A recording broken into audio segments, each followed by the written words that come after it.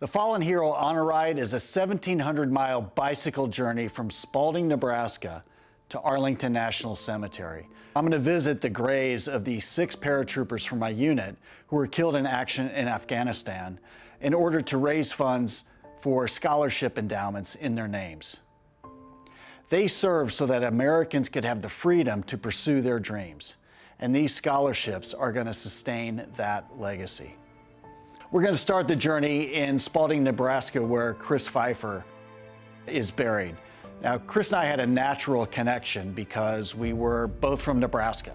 And so when we first met, we would talk a lot about Nebraska football, the glory days of the 90s, and the not so glory days of the 2000s. On August 25th of 2007, Chris Pfeifer was in a fighting position in a place called Camp Keating, and his position came under attack. Chris was shot right about here in the chest, and it just missed his body armor by about that much.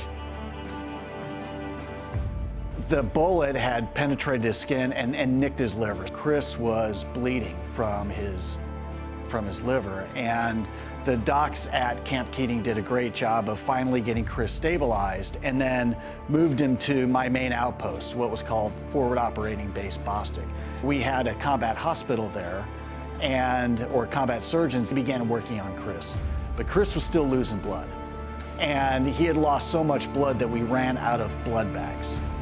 We had to put out a call for people to donate blood. So everybody with O-type blood on the outpost came and donated blood. It was amazing seeing 40, 50 people lined up waiting to donate blood as Chris fought for his life. Doctors eventually stabilized him, and he eventually made his way back to the military hospital at San Antonio, Texas, where he was met with his wife, Karen, who was 9 months pregnant, as well as Chris's parents. Chris fought for his life for a month. On September 25th of 2007, Chris died of wounds. The next day, his wife Karen went into labor, and a day after that, their daughter Peyton was born.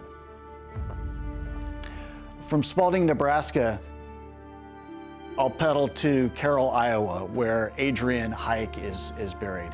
Adrian was the first soldier I ever pinned a combat medal on.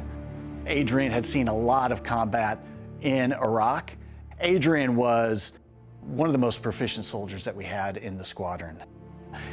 His soldiers admired and respected him, and he was just exceptionally good at what he did. Adrian,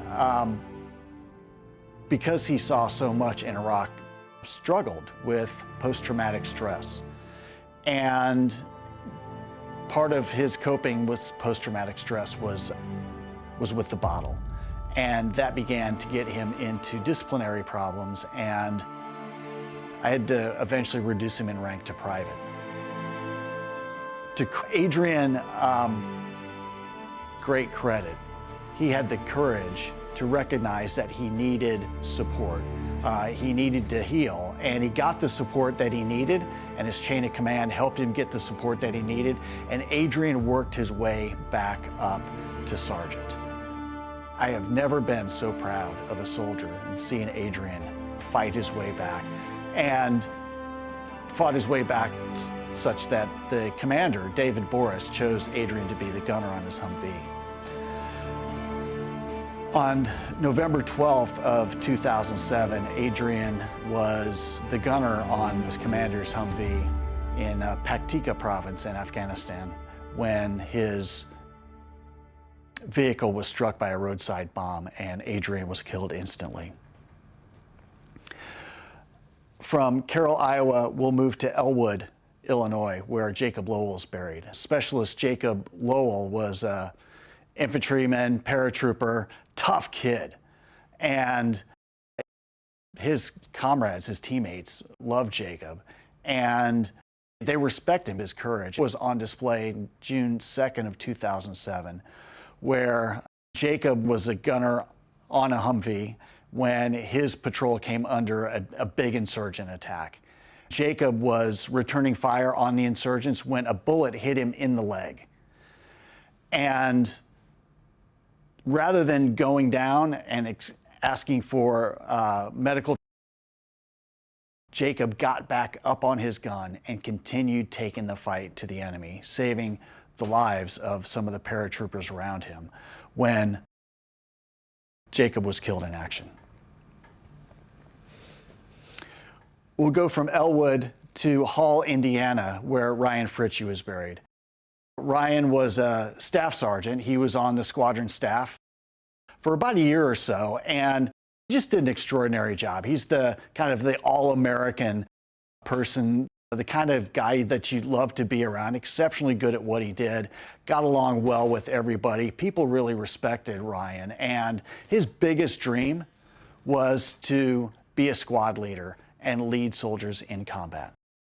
On July 27th of 2007, Ryan had been leading his squad in the mountains of Afghanistan when the biggest insurgent attack that we ever encountered occurred. And as Ryan is leading his troops to a vantage point where they can take the fight to the enemy, he was shot and killed in action.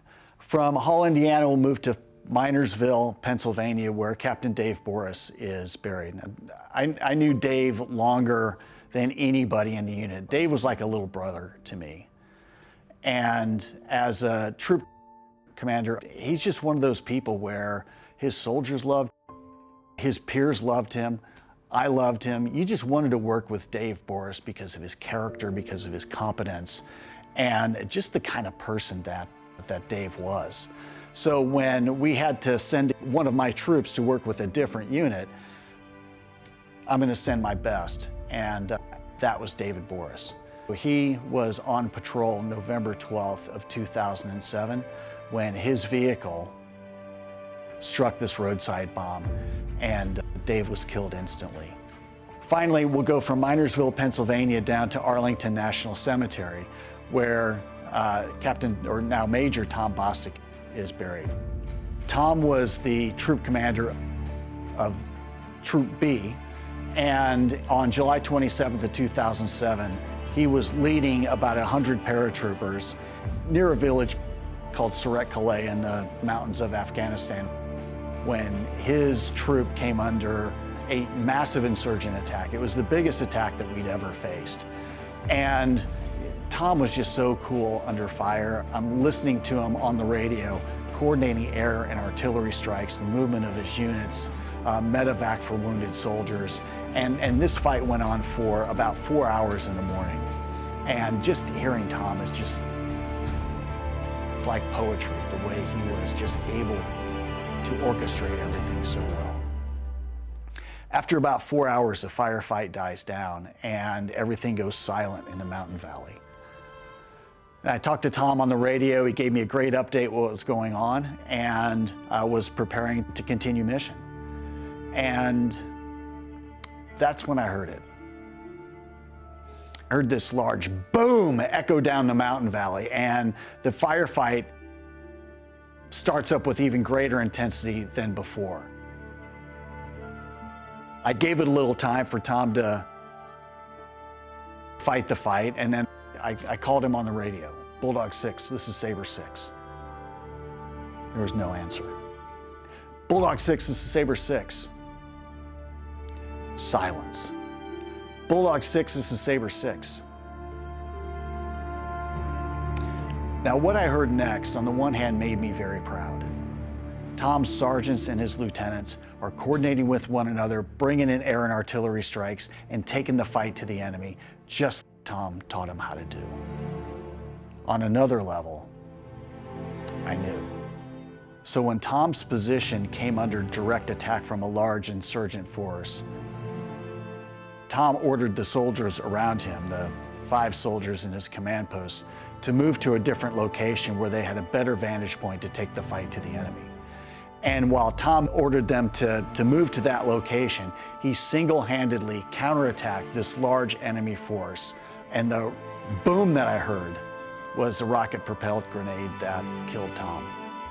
Tom was awarded the Distinguished Service Cross, which is the second highest medal for valor that our country provides. I'm going to make this 1700 journey to visit their grave sites and raise funds for a scholarship endowment in their name so their legacies continue to live on. This is our website, www.honorride.us. I really appreciate your support for the Fallen Hero Honor Ride.